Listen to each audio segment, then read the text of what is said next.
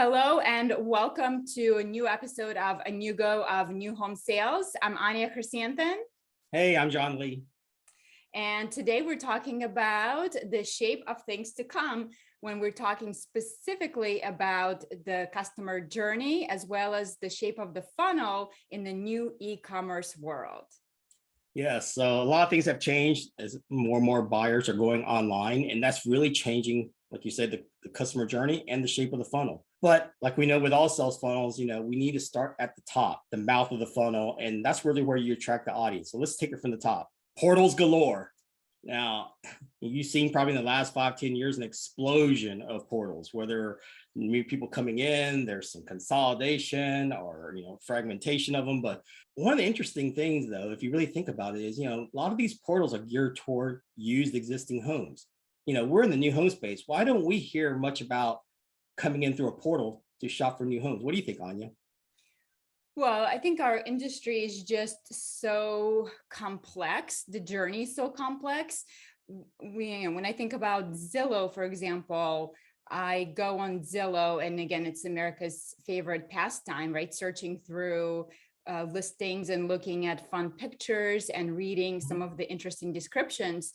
But with new homes, we don't have the visuals. Most of the homes are to be built. So it becomes a problem because what little information you can find on Zillow, for example, for new homes, it's typically black and white pictures. So it's difficult to compare one floor plan to the other floor plan without having the visuals. And it's even more complicated when you find floor plan that you like, but maybe it's from several different builders. It's tricky to compare them side by side. So I think that's where the trouble comes in here. Yeah, I think it's a huge part of that. And also, we don't have a MLS that basically aggregates all these existing home listings and then, refines that data and distributes it to all these portals. So actually the existing home market has it easy because they have everything very compartmentalized. You're selling the whole house with the lot as opposed to us selling in pieces and parts. But I bring attention to that because consumers don't understand all those reasons behind it. They just want a one destination place where they can learn all about the homes that they're interested in buying, and they can search across, everything without the fear of missing out on anything.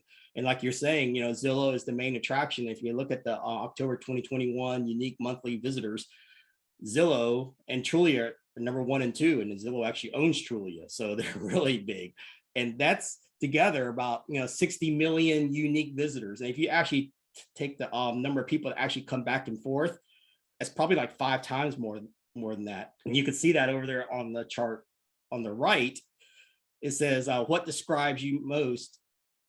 Well, it describes how you most often use or have used Zillow.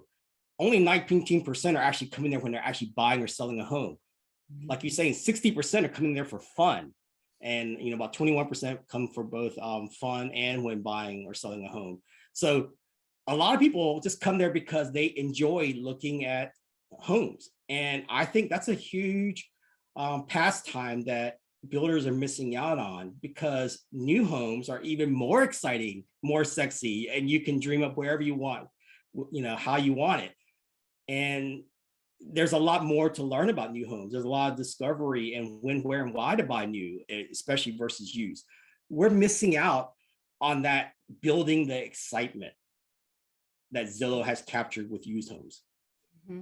Yeah, we're missing out being part of mainstream culture of America's pastime.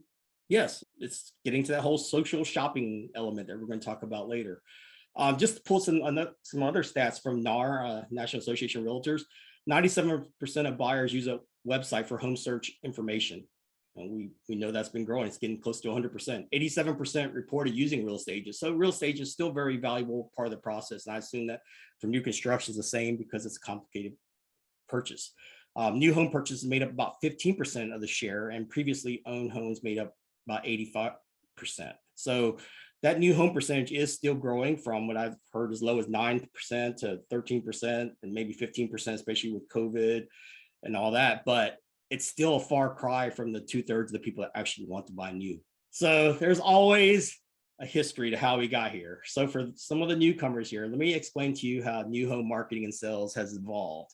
Builders marketed their homes is they use all these paper mediums, which some of you may not even understand what they are. Letters, I mean, physical letters you mailed out, classifieds, those are classifieds and ads in newspapers, posters, brochures, signs, and even billboards. And then some people also advertise in magazines, and there's even catalogs. That's the way it used to be done. And then in the early 2000s, we crossed this digital divide where builders said, hey, let's build websites. That's our new online general store. So at the beginning, websites naturally gravitated towards search engines as they directed traffic to the website, the builder's online store. And is the first step in the marketing and sales cycle. And then as online shopping advanced, social marketing grew. And that became the natural next step for marketers to engage prospects. But social complemented websites. So it wasn't a big shift and didn't really cannibalize websites.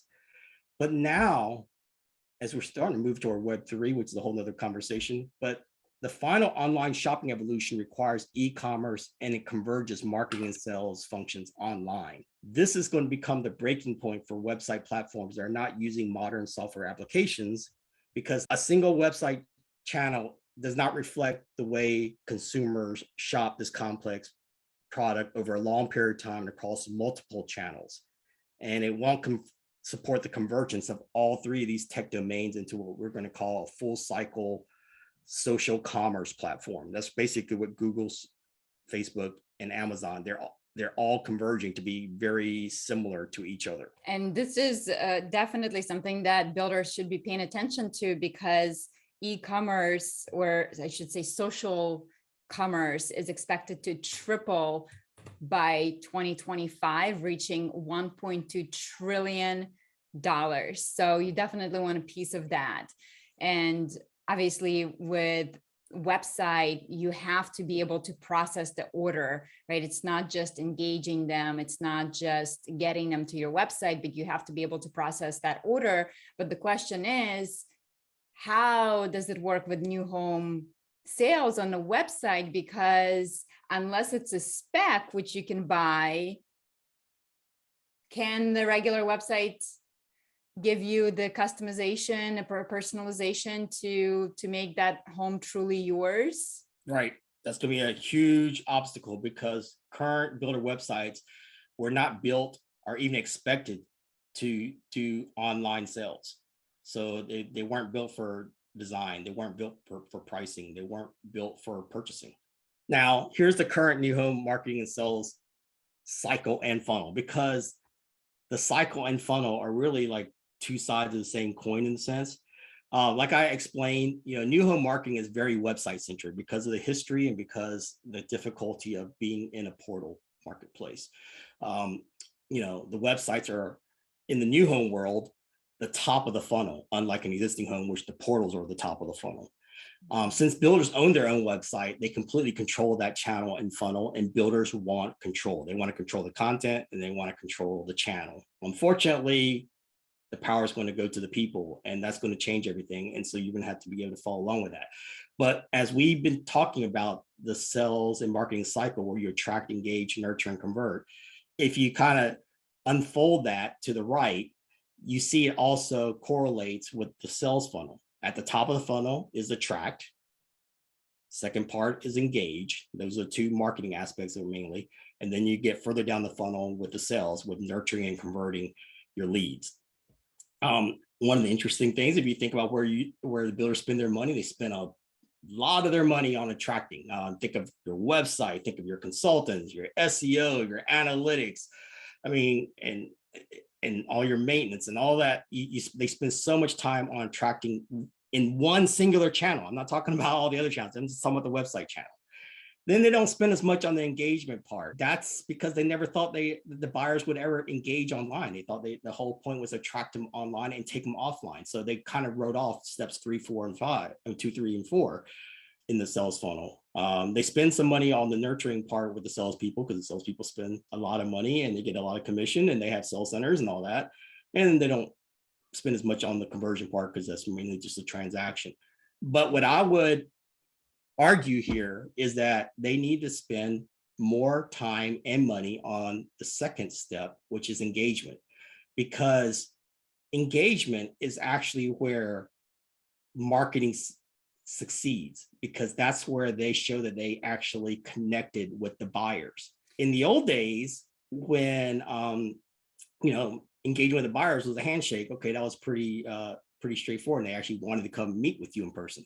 Today, they don't want to meet with you in person, they only want to do it online. But if you don't have an engaging online experience, they become disconnected. So as we become more tech savvy, the consumers, there's starting to become a growing disconnection with the builders if they're using an old, outdated platform. And this happened so quickly. I mean, just think back 3 years ago. Exactly. It was all about the physical model home. And yeah, you needed to have a nice website, but at the end of the day, customers came into the model home. Well, with the pandemic accelerating this whole e-commerce and buyer behavior going more and more online, now they really want to stay online. All right, so here's my pitch that we need to start to establish this portal marketplace, because it's going to enable this new way of searching, which I'm calling online matching sales funnel. What I'm saying is buyers want to go to a marketplace. They want to do it online like they have gotten used to for 10, 15 years with Zillow. I would relate the way we do sales funnels to the way you gold mine. You get as much dirt as you can and you loaded it at the top, and it goes to this complex machine of a trommel, which shakes up all the kind of the bad rocks and stuff out of it, and then it takes some filtering out, then takes it through a conveyor belt, and then that conveyor belt takes it to the top of the sluice box, which then really gets to the fine gold that you're trying to stick to. The problem is it's a lot of manual work. It's very slow and doesn't scale. Very time consuming. There's a lot of handing off, as you see through the sales funnel. The sales funnel looks so clean and simple. Just go right from the top, drop it in, and slide down to the bottom. There, voila, there's your customer. No, there's a lot of handoffs along the way. A lot of miscommunication, a lot of churn, a lot of good leads that have fallen to the wayside because your sluice box sucks. Mm-hmm. And a lot of friction points along the way. Exactly. That every time customer encounters a friction point, they're much more likely to turn around and buy a used home at that point. Or if they encounter a friction point in a new home process, they're likely to engage with a realtor. And once they engage with a realtor, again, the chances are they are actually going to buy a used home instead of a new home. Yes. If I was to accurately draw that sales funnel the way we currently do it, it would look like Swiss cheese. There are so many leaks in that funnel that by the time you get down to the one you want, yeah, you got somebody. Did you know that you lost about 10 gold nuggets along the way? In a marketplace, the data is already the gold. We don't need to filter down the gold. As people come to the marketplace, as they interact with different articles, videos, fill out quizzes, and they're doing it for their own benefit, you're collecting that data. And that data to them is shown visually in a way that's exciting and attractive, not in a text ad like in Google. Mm-hmm. So it displays everyone and everything in that omnichannel ecosystem in a visual way. And because in a marketplace, you have the buyers and sellers coming together, they all come together at an equal level. It's not the salesperson being like a shepherd driving the buyer down a funnel, down a corral. There's no one directional funneling down, because for us, everything is virtual and it can operate 24/7, unlike this sluice box here. And it instantly brings both the buyer to the product and the product to the buyer online. So it's bi-directional sales funnels. There's no physical handoffs. There's no funneling because everything is matched. DTC spells online success. And this harkens back to our episode 3, I think, where I talk about DTC is direct to consumer. I'm also utilizing it to say it also takes us from discovery to closing or checkout.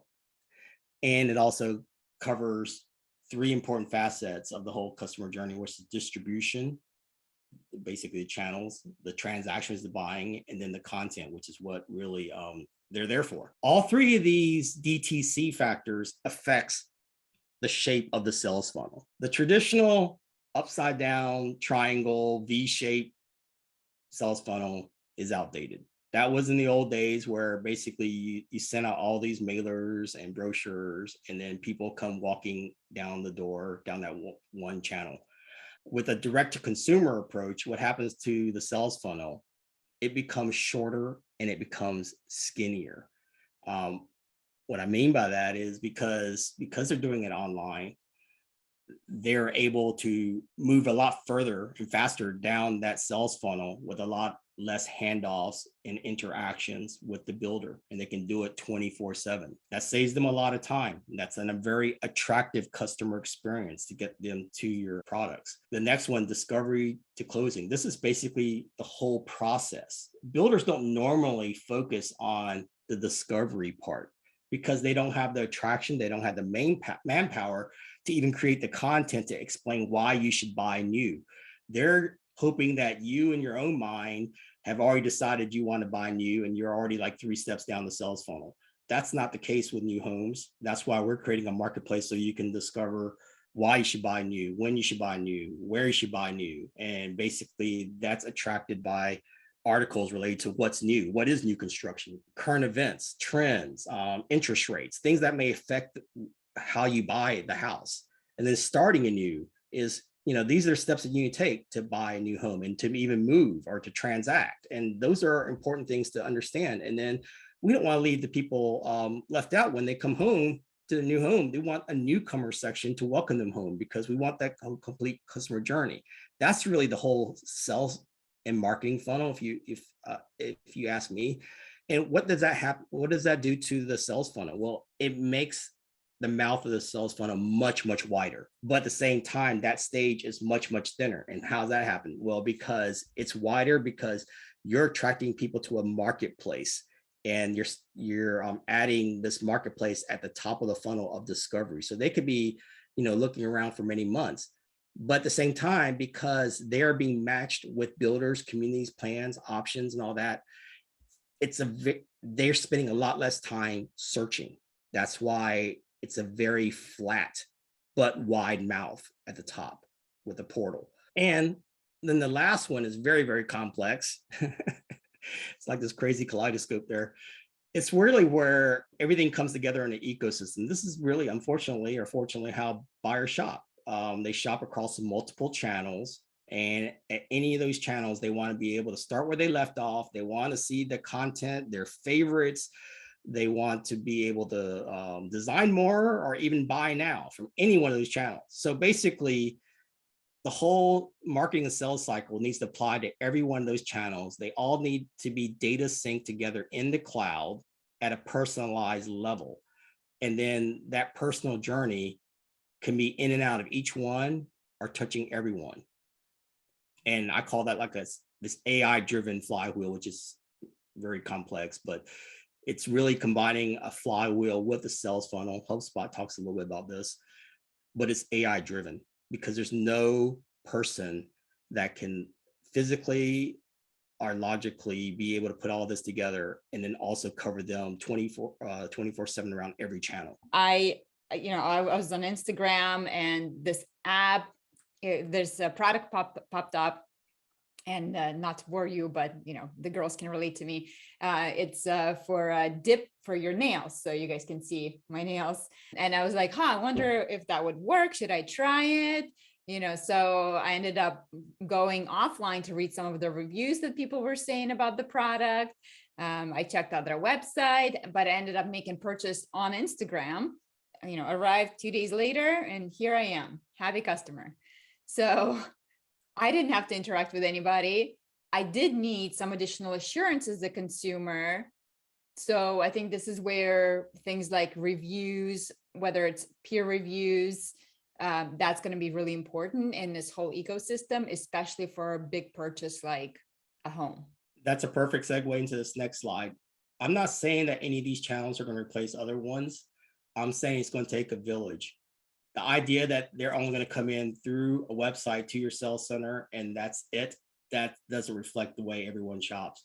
They're going to have different channels for different purposes for different times. So like your website, it may really focus on that single builder's product, story, and brand. And you may still use Google search to attract people there that are still using a text search approach versus something visual. The problem with a website though is you don't get to identify who that lead is until they're very far down the sales funnel. So you get a lot of traffic, third-party anonymous data and demographics and visiting times and bounce rates and all that stuff, but you don't get that in personal engagement yet. And through your website, at least right now, you can't convert any of those sales. So you immediately have to take them offline. This new marketplace thing that hopefully will bring in a larger audience, but you'll be up there with your competitors. But at the same time, the match and notify technology, in a sense, will only bring you to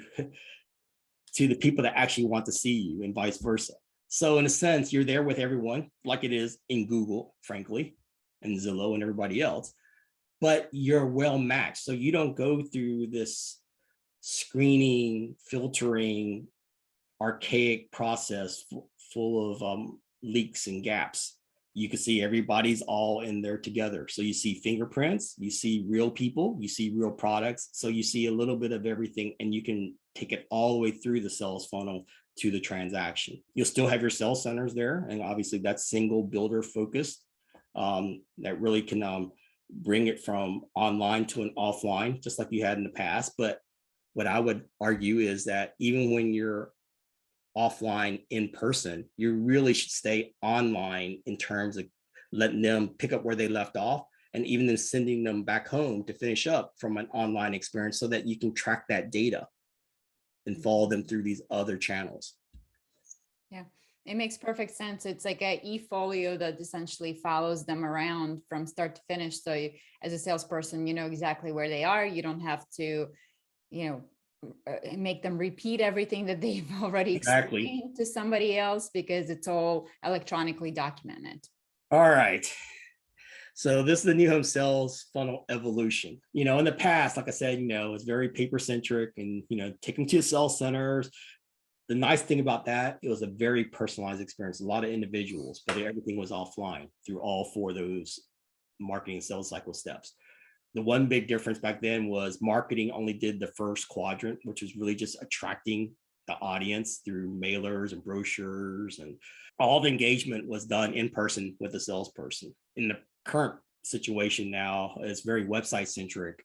Marketing has expanded to the engagement aspect of it because a lot of the buyers need to be engaged with your website online, and then it's pushed sales to where they really are still on site, which is a big handoff that you have to create, and OSCs have kind of jumped in there to help with that transition. The problem is that a lot of buyers are still, it's not as personable of an experience, say, which leads to the future here, which I'm saying it's a marketplace portal. This sounds kind of paradoxical, but you get a lot more individual relationships, because using a match and notify approach where it's incumbent upon the buyer to reveal more and more themselves, then get better and better matches, you will get to know them as an opt-in on their privacy to know exactly what they want at the very top of the funnel, unlike the present situation where you have to coax them in to identify who they are through some kind of engagement scheme, which is great because we offer engagement tools. But if you can offer them matching tools so they can search across many things, see it visually, and then you're offering a trusted concierge service, you actually would build that relationship much earlier on. Also in that discovery phase where they're clicking on green homes or smart homes or new home financing or first time, homeowners, those tell you a lot about who they are. So you don't have to ask them every question. And maybe there's even a section there where they pre-qualify right at the beginning. So you're not going to be chasing bad leads, and they're not going to be chasing Taj Mahal homes they can't afford. Everybody's a little happier. And a big level here, just to understand a little bit about the ups and downs of marketing versus sales. Marketing wants to maximize their audience. They always want more, more, more. They want the wide funnel at the top. Sales is all about paring down. They want to narrow down the leads. They want the serious buyers. They want to eliminate homes and choices and things like that, because you're only going to buy, one house. And the faster that you can process this audience while maximizing sales conversions, the more efficient your sales cycle and funnel. So if you look at those three funnel shapes there, the one that actually matches the goals that I'm talking about is the future. You have a wide mouth at the top, so you catch as much as you can. You don't miss out somebody shopping from Russia, and you don't miss out somebody that's looking for, swampland in the bayou. You get that. You match it early on. They're excited. They trust you. You move them faster down the funnel. You eliminate all the, the bad leads. You basically have a quick filtering system of good, bad, and ugly, because you only pursue the ones that match the profiles of the people that want you, and they only chase the builders and products that they want. Everybody's happy. Yeah, it's kind of like, okay, with shopping online now, talking about like elimination process or engagement. So like most of you guys probably have heard of Warby Parker, where you can buy glasses online, but what it allows you to do is actually try on virtual glasses. So think like if I was like, okay, it's risk-free. Yeah. So like if I was like, okay, I'm going to buy glasses online, and now I have to maybe order 5 pairs, see which ones fit me, or maybe imagine if I actually had to go into a Warby Parker store to figure out which glasses I liked, versus I have an option to actually try it on virtually, see what I like. Now I'm really engaged. Now I fell in love with a pair of glasses that I absolutely must have. So now, even if I have to go to the store to pick them up, I'm much more likely to actually do that. But if I can actually click a button and have them ship it to me, that's even better. And as far as elimination process goes, think about your own shopping behavior. Like when you go into a physical store and you pick up a bunch of outfits that you want to try, and you go into a fitting room and then you eliminate, right? Like you're only going to end up buying a few of those outfits. And so the more you eliminate, the more you allow the buyer to go through that process online by virtually trying it on or essentially personalizing their home, the faster you get to that checkout point. Yeah, and for some astute people out there, they may say, well, look at number 2, the president, where the funnel is really wide and so much bigger than in the past. That's kind of deceiving there, because yes, you are able to attract a wider audience through websites than you could just through mailers, and probably more efficiently in cost. But as we're seeing what's happening now is just like with that sluice box, one of the dangers is that you overload your funnel. And then what happens is everything comes to a grinding halt. So what happens is right now with the huge demand, you're getting a lot of leads, and it's great, except that not all those leads are great. So you spending a lot of your time trying to actually disengage with your prospects, but you don't know who to disengage from because you don't know who they are. You don't know that they even like you or whatever. And you're trying to spend all your time filtering, good and bad and uglies. And sometimes it's more work to get rid of the uglies than it is to bring in the good. And so a lot of something is not always good. It could clog you up, overstress your system. Sales people right now who are completely exhausted from the 2020, 2021. And then they leave your company because they say you have a great business, but the job sucks. So, and also for a salesperson, when we get into the situations where we have to have a wait list, or we have 100 people or 10 people even going for that one home, imagine if they have already eliminated themselves or pre-qualified themselves, and the best person emerges on their own on the website through this process, instead of you having to do some lottery, instead of you having to figure out, okay, so you get it, but then we find out you're not really qualified, or this isn't really the best match for you, and now I'm the bad guy, versus you qualifying yourself through this online process. Yes, it's not just a bad experience for the builder and the salespeople, but it's a horrible experience for the consumer. when things settle down and people actually have options to buy used homes and maybe lower price points and all those kind of things, they're gonna say, I'm never going through that new home torture. They got me when I had no choice, but I'm definitely not going through that again. Using technology and MarTech on the right there, we can match them early on at the top. They're more well informed through a discovery portal. When they come to you, they're curated. They're not going to be somebody you have to wean out after they fell in love with you. And then they find out they couldn't afford you, or that you actually found someone, but then you have no more to sell. I mean, it's just so much mismatching of things. And because there's not availability of real-time data. Yeah, and for consumers, just exhausting. I mean, right now, the process of trying to find that perfect new home, where most builders don't have the type of virtual tour that actually allows you to really visualize it, or if it does, you have to go website by website by website.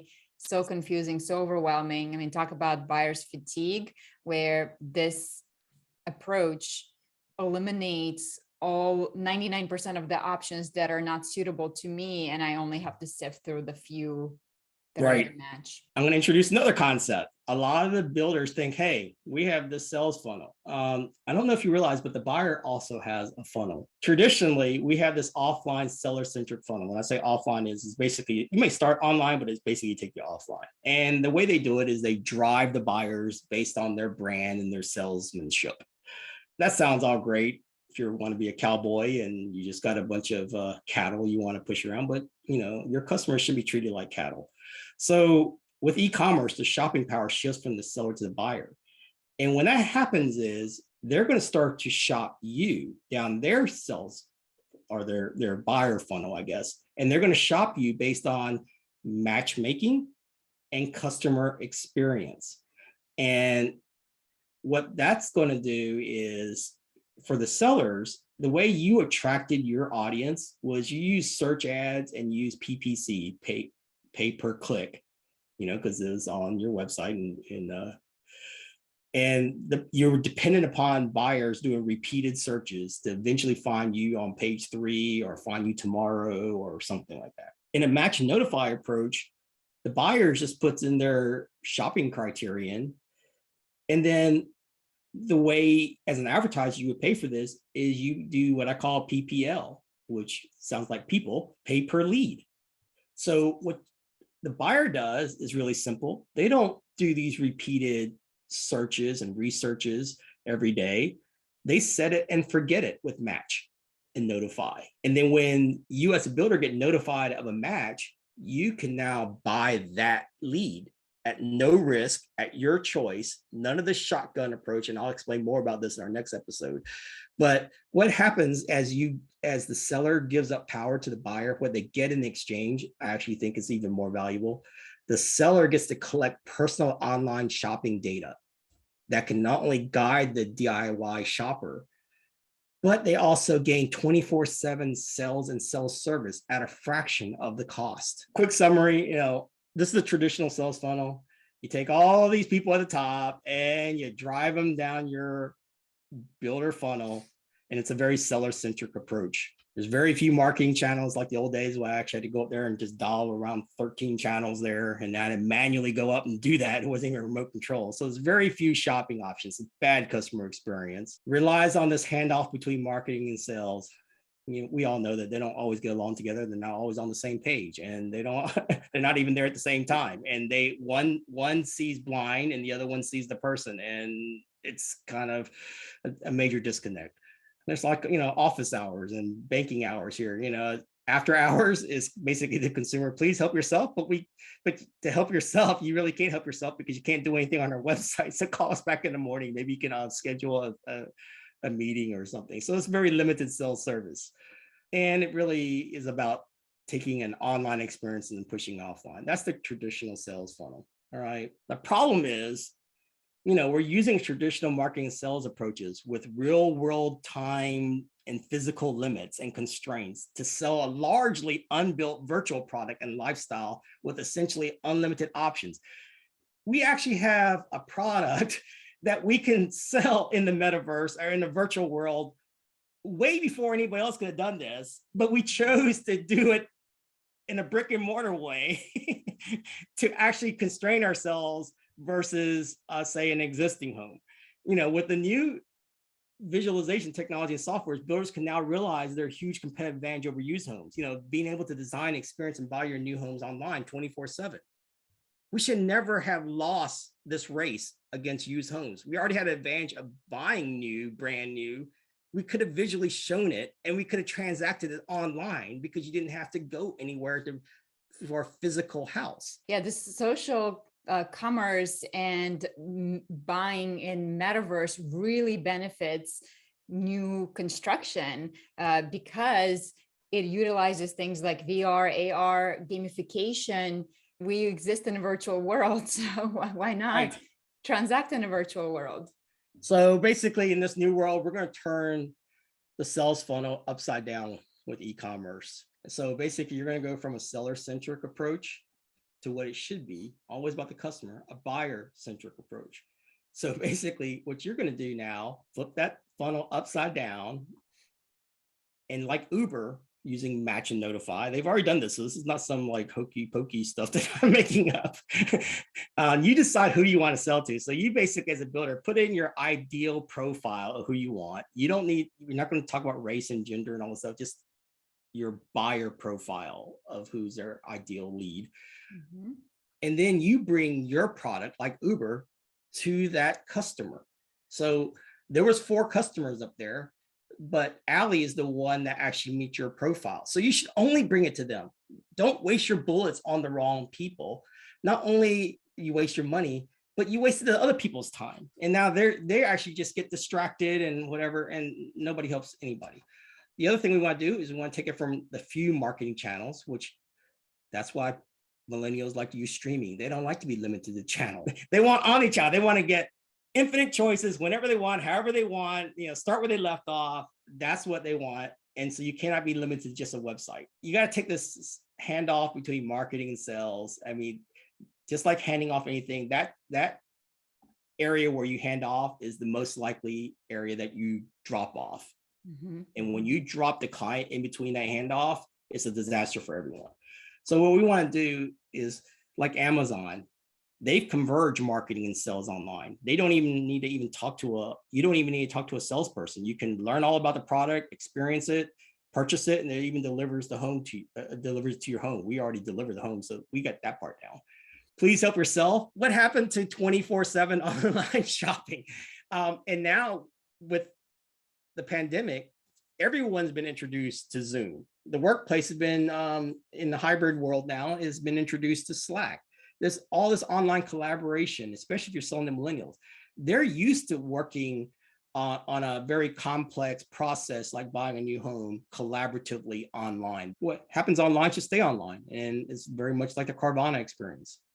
And they even bring the car to you. The whole idea of e-commerce and social selling really relies on 3 main things. And that's, it's content, which in new home sales, we have plenty of content. It's the experience.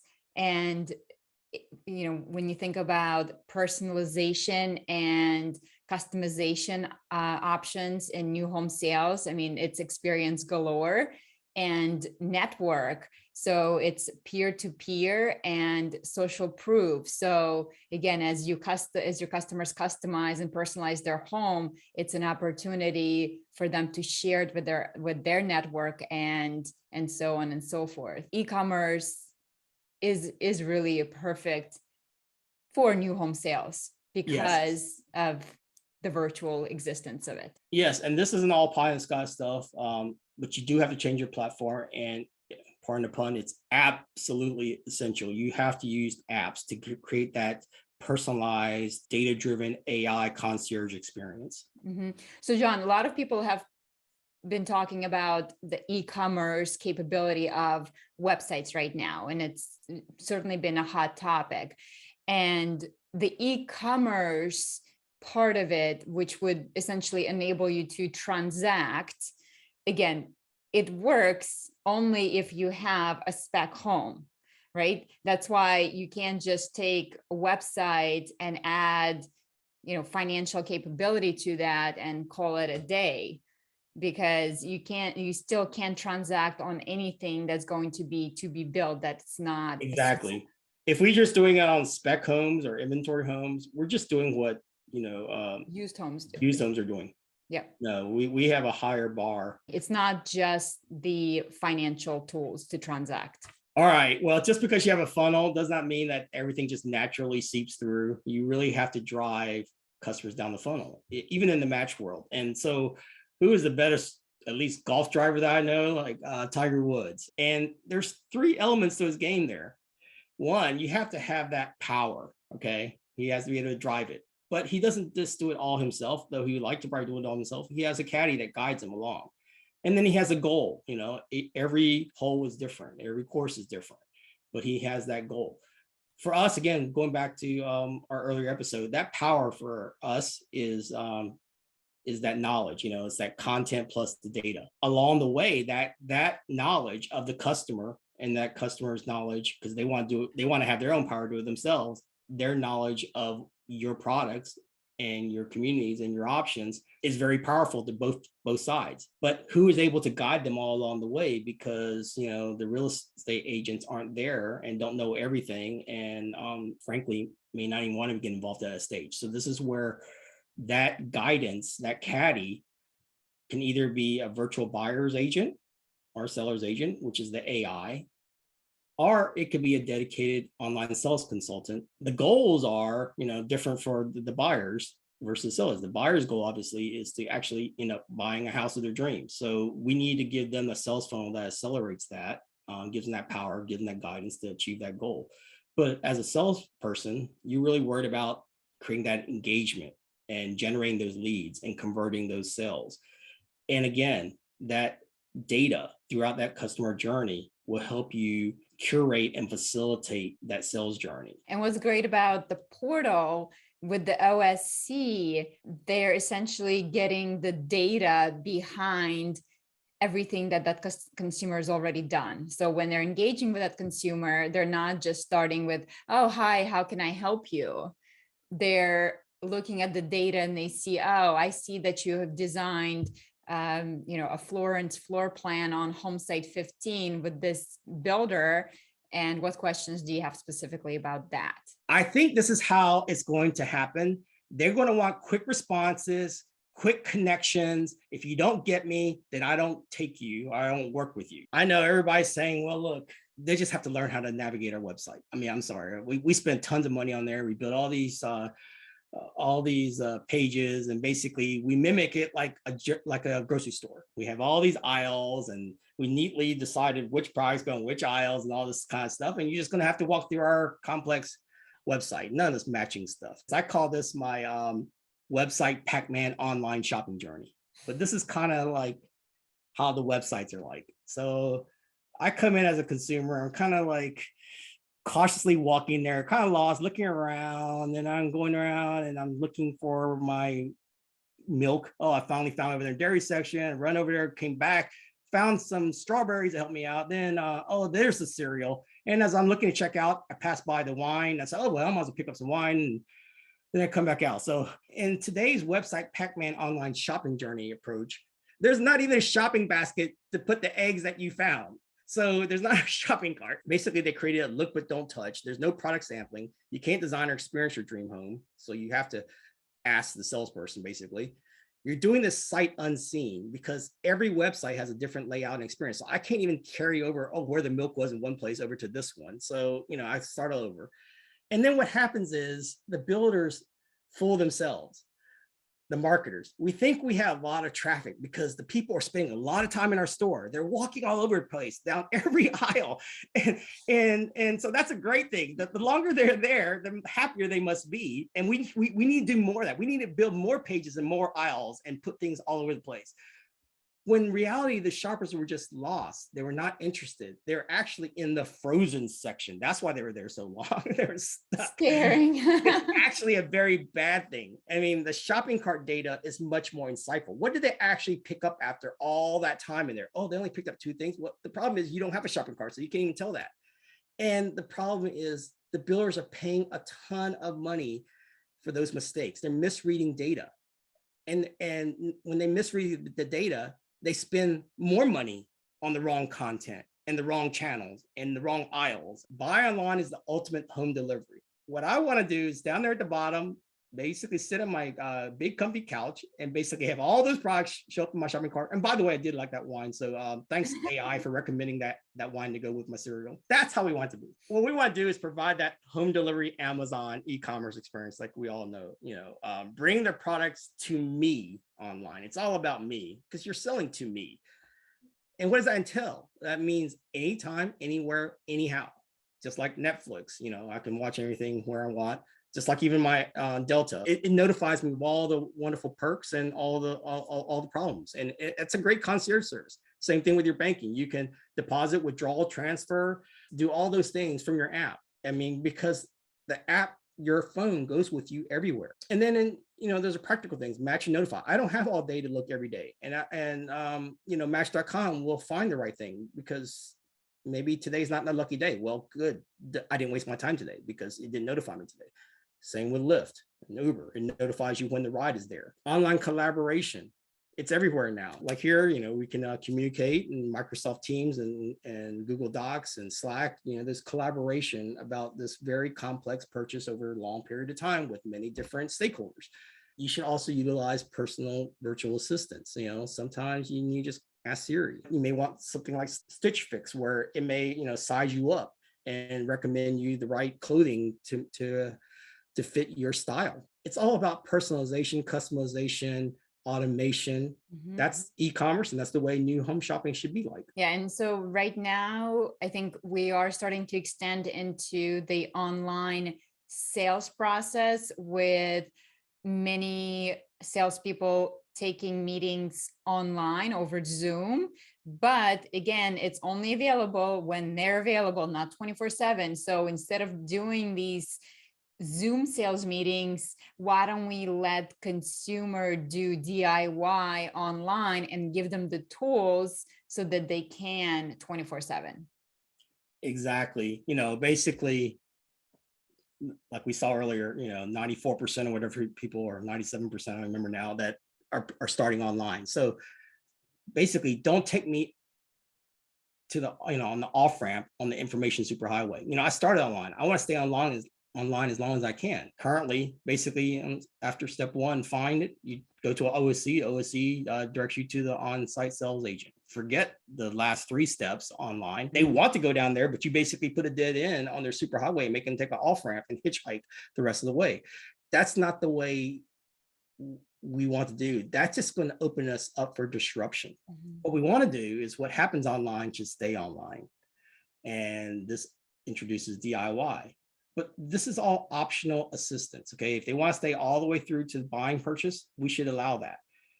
But, and the fine part, maybe with the OSCs, in addition to phone calls, you can have screen sharing, video conferencing, start to build that rapport. Maybe the OSC becomes the online sales person, not just a consultant that directs people, to a sales agent. The design part, we can collaboratively design online. The experience part, you may have some inventory homes that you can just go on site using FaceTime, or you can use VR and AR for things that don't exist, or you can allow them to schedule self-guided tours like with InterNow and UTour and stuff like that. There's so many different options to bring them closer to the on-site experience. And obviously buy online. I mean, sometimes people just physically can't be there. Basically, what we want to do is give the power to the consumer. I'll let you know if I need roadside assistance. And what we're going to see is this evolution of the sales funnel. It doesn't replace any of the ones before, but it's going to give more options. The beginning is very agent driven on site. Then it's becoming more OSC driven now. I think in the future, as we add more technology, you're going to have more DIY with assistance. It's kind of like, hey, I can drive my Tesla, or I can close my eyes for a second and let the car drive. I'm not recommending that, but there are people that sometimes I'm okay letting somebody take the wheel and let AI do it. And that's basically the last part, the AI driven. I don't know anything about houses. I don't have time for it. I just know I generally just need a few things here. You go and create my virtual home and figure out where it is. Go ahead and schedule a tour and and basically do it all for me. And I'll just swipe left, swipe right. Yeah, especially in the future, as we're going to have more of a AI personal assistant in our daily lives. Things like shopping for everyday things are going to be more outsourced to AI. So it's going to know that, hey, you're running low on soap. I'm going to reorder that, or you need toothpaste.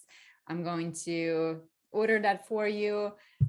So the same, of course, goes for shopping for a new home.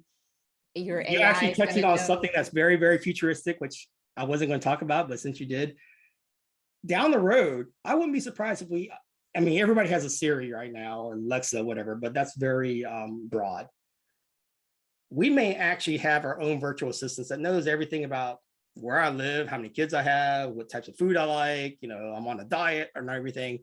So when I'm shopping for a house, why don't you have your virtual assistant as a builder talk to my virtual assistant? Like, you talk That's to my, exactly what's going I to have your happen. agent call my agent, and then the two AIs kind of work out exactly what is the right fit. And obviously, at some point, I need to get back into it, just like you're the sports star or the actor. After Mhm. the agents kind of work out some things, then yeah, okay, I like that script. Okay, I'll sign up for it. Yep, which in turn brings up an interesting question about the future of marketing, because your AI probably does not spend late nights watching infomercials. Right. Exactly. It's going to get right to the heart of the matter. You don't need to sit there and try to wow me with all these like wonderful scenes and romantic, you know, lifestyles and everything. My AI knows me, knows what I want, gets to that thing, and yeah, and I think it's gonna be a crazy world, but I think it could be a much more practical and efficient world at the same time. Mhm. Yeah, I mean, everything in this world is moving more towards that personalized, Mhm, from shopping to medicine. Medicine in the future is going to be specific to your genome, so that you mhm. don't take a medication that's prescribed to everyone else. Everything is moving into that personalized, hyper personalized world. And again, we know that new home shoppers, number one reason why they want new is to personalize it. Right. And so even when I showed you today about the sales journey and the sales funnel, don't bookmark this for the next 5 years, because I guarantee you that shape will change again. The key thing I think you should take out of this as a builder: be open to change and make sure that you build a system that's flexible to adapt with this changing environment, because it's the shape of things to come. And to come very quickly. I mean, again, think Exactly. about 3 years ago. I'm telling that story that I was standing on stage at IBS and saying that your um, online virtual tour is more important than a physical virtual than your physical model, and people were like, oh. And now, it's 3 years later, and Yes, think about the next 3 years. the consumers are there, the technology is there. The only thing that's really holding us back is the builders are still the gatekeepers. Mhm. The minute some of these new builders that actually have nothing to lose, especially they don't have legacy systems and they need to break into the market and they want to connect immediately with the consumers, the minute they open that door, the flood will come in, because it's all there waiting. And COVID actually forced builders to open those gates, because they would have lost sales if they didn't. Now the key thing is, when COVID leaves, they're going to keep those gates open, or they're going to shut themselves back into the dark ages. Let's hope not. Let's hope not, but let's try to end on a good note. Let's be positive. So I really want to thank you all for attending. And we'll see you next week. Sounds good. Thanks. Bye. Bye.